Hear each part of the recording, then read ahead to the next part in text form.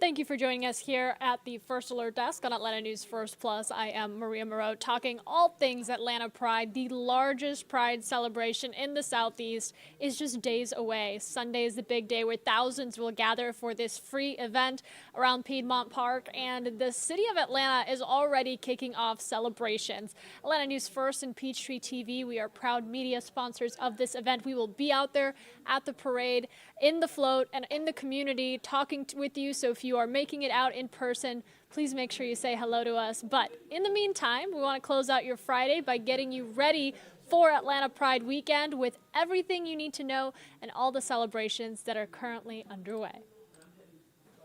Ready here in Piedmont Park, and the list of things going on this weekend is a long one. It all kicks off at the Georgia Aquarium tonight from 7 to 11 o'clock with music and dancing, and then the party continues from there.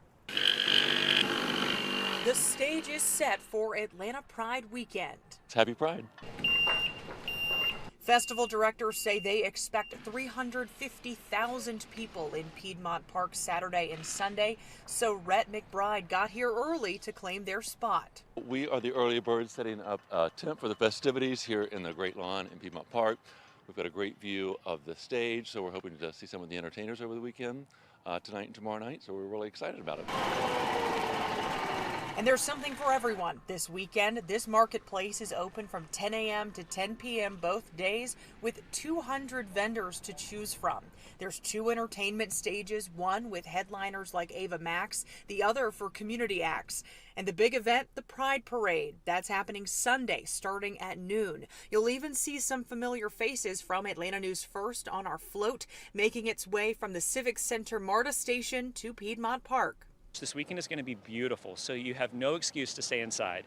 Chris McCain, executive director of Atlanta Pride, says the theme of the 54th year of the festival is United with Pride. He says they are ready to spend the weekend bringing the community together. Atlanta Pride for me, and I think for many of us, just feels like a big family reunion. It's so special to be able to gather together in Piedmont Park in what is just a celebratory and relaxed atmosphere. McCain also notes that parking around the park in Midtown is going to be limited because it's going to be very crowded. So he recommends using ride shares or taking public transportation or even riding your bike and utilizing the bike valets that they have. In Piedmont Park, Sarah Hammond for Atlanta News First. And there are a lot of groups that are already highlighting how important Pride is in anticipation for the Pride Parade. And one of those is Georgia State University. There's a new project that is showcasing the history of the LGBTQ plus community in Georgia. Atlanta News First Don Shipman walked us through the collection that helped put the Atlanta Pride mission into perspective. Georgia State University take on this project? Well, I think it means so much to us because we are, like I said, a grassroots organization. Tucked away on the 8th floor of Georgia State University's Library South building in downtown Atlanta, the fight for equality is being preserved. The archive just isn't for our organization, it's for our community. We visited the archives with Atlanta Pride's Stephen Igarashi Ball. The nonprofit responsible for hosting the Southeast's biggest Pride Festival recently turned over hundreds of the organization's documents and keepsakes, like the annual Pride t-shirts and logos dating back some 54 years. They are just reflective of the time, the culture that we're in, also the fashion. Something so simple like a t-shirt also says so much. This right here, just some of the 55 boxes Atlanta Pride donated to Georgia State University for safekeeping. The staff here will spend hours going through all of these boxes, processing and organizing, and they'll end up in boxes just like this. Ordinary people doing extraordinary things. Archivist Morna Gerard heads up a small team tasked with cataloging our queer history. Students and researchers will soon have full access. A necessary initiative because in recent years, several states, including Georgia, have proposed and or passed laws to censor discussion around LGBTQ plus topics in public schools. So students often learn about queer history for the first time in college.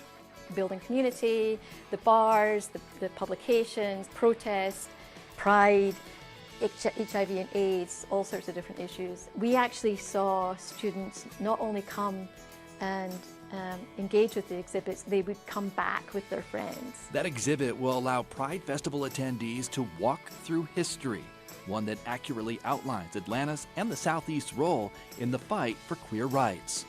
For so many reasons, queer history has not always been told. It's really important for us to not only tell the stories of our community, but to preserve those stories. A renewed educational effort by Atlanta Pride as the organization approaches its milestone 55th anniversary next year.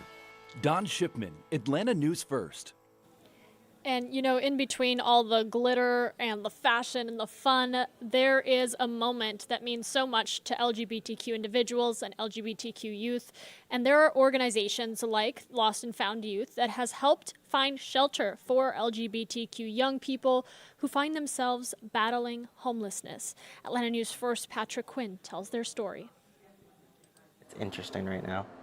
Just trying to figure out what I'm doing here. One line, then another. Yeah, it's a character. A character evolving. In Northwest Atlanta, art imitates life. I would say I'm starting to find myself. It's taking time, but it's a slow journey for me. JT is one of 16 young adults now in the care of the nonprofit Lost and Found. They provide housing to at-risk LGBTQ youth. Yes, it's about shelter and safety, but for JT, who identifies as non-binary and felt rejected by their family growing up, they have a place that encourages them to not just be themselves, but find themselves. Growing up has been hard, so coming to a place that was like easier to express myself and figure out who I am has helped quite the amount actually in a short amount of time.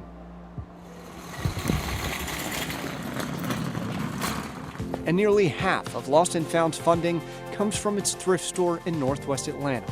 Yeah, we're small, but the work that we do, I'm telling you, it's incredible. Lost and Found was just named a Grand Marshal for the Atlanta Pride Parade. It means that your community recognizes you and they realize the work that's being done. And to me, that is the biggest accomplishment. In short, they feel seen, while they help at-risk youth feel the same. 1 in 10 young adults ages 18 to 25 will experience homelessness every year. Of those, roughly 40% identify as LGBTQ. It's this group that Lost and Found prioritizes and aims to protect. For me personally, there's been a lot of dark times within my family due to like the amount of blatant homophobia, the misogyny, the sexism. Dark times, now disrupted. Pain, now replaced with potential. Lost and Found helps connect youth with education, employment, and mental health services. The youth are our future, and we truly need to be investing in them. But you also have to be willing to listen and be patient. In Northwest Atlanta, Patrick Quinn, Atlanta News First. And this organization, Lost and Found Youth, they are one of the Pride Grand Marshals. So if you see them out, please send them your love. They are doing fantastic work in our community. You know, as we talk about Atlanta Pride and the LGBTQ community that we have and love here in the city, we talk about the journeys that some of the LGBTQ families in Atlanta face. And I want to share this very special one. You might be see a familiar face in this picture. It's none other than Atlanta News First anchor Blair Miller. He stopped to share his own adoption story and the story of his 3 sons. Atlanta News First anchor Tracy Hutchins tells his story. Good morning. Who's a sleepy boy? A little too spiky. Happy Friday. A familiar routine for any parent. You have to wake up, honey. Up early, We need to go. Cash, you want a juice box? trying not to run late. Ooh! Just hurry it up, okay? So we can grab a donut. Getting 3 kids out the door. Jay, we gotta go. Oh boy. Come on. Cash, you gotta save me a spot in there. But making it to this point didn't follow the same familiar path as most families of 5. Did you ever think you would be parents? For me, I think I always knew like that was a goal. And I was gonna let nothing stand in the way of me being a dad. I always was the one who said, we can't have kids. How would we possibly have kids? What would that look like? And it was more me being hung up with being on TV and trying, how do you live that life but also have a family at the same time? The unbelievable money trail. You've watched him cover the news for Atlanta News First. Oh, excuse me, Smarty. What you haven't seen is Blair Miller before he gets to work. Co-parenting with his husband, Jonathan. Dad is on fire this morning. They're 3 boys, now part of the same family, but each with their own adoption story. If you ask me, did I think we would be raising 3 boys today? Absolutely not. I didn't think that's how it was in the cards for us, but I'm so glad it is. For Jonathan and Blair, their adoption journeys took several different paths, never knowing where they'd lead. I always say to people, go through the door. Just go through the door, the rest will happen. If you really want that, that's what will happen. There's so many kids out there, right? There is a need. And if that's something that someone wants to do, they should absolutely do it. How precious is that? You know, we love having Atlanta News First anchor Blair Miller here in the station with us. We love to see him on air each and every day talking with you folks. So it was a really personal and really beautiful story that he was able to tell. And we hear about his kids all the time, and it's awesome to be able to share that with all of you folks, especially ahead of a weekend like Pride. So you've heard some of the stories and the groups and the impacts, but let's talk about the energy that Atlanta Pride gives off. And the Pride Parade and Festival, in one word, I mean, I would say it is just a ton of fun. The good vibes, camaraderie, performances, and music create a space of acceptance for the LGBTQ community. Atlanta News First Sawyer Bussey met up with the Atlanta Freedom Band, one of this year's Grand Marshals, to talk about the thousands of people that are going to come out and be a part of this one celebration of love.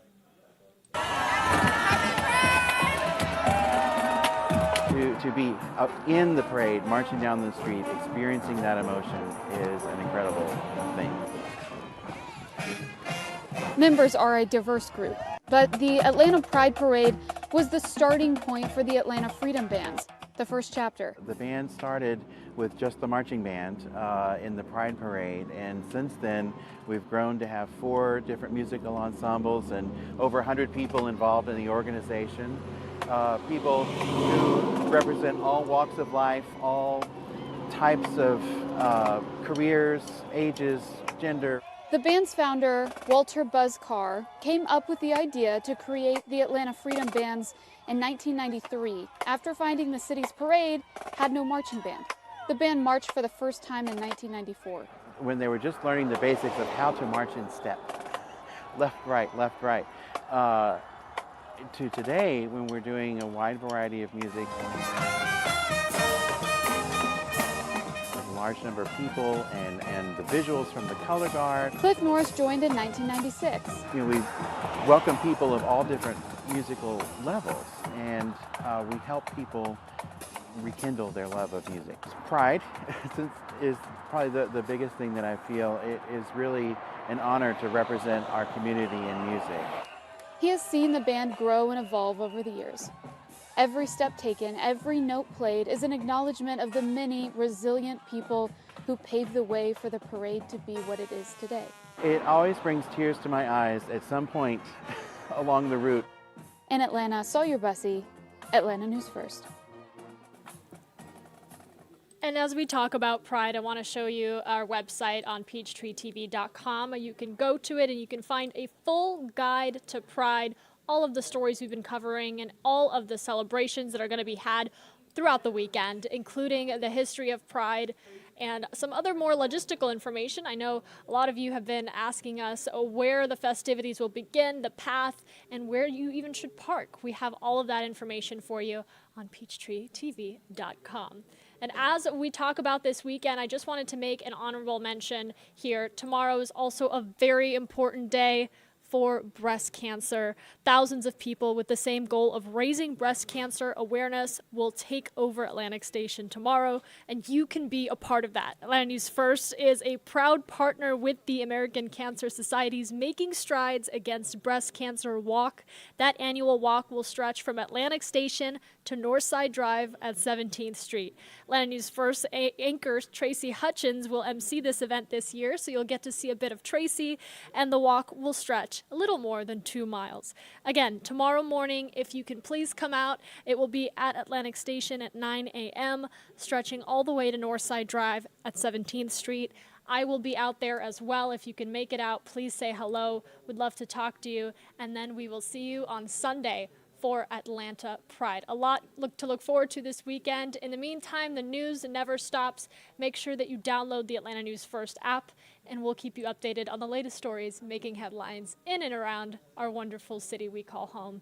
Taking one final look outside right here, you have the Midtown skyline, and it looks like not a cloud in the air. It is truly the perfect weekend, so get out there and make it count. Have a great day.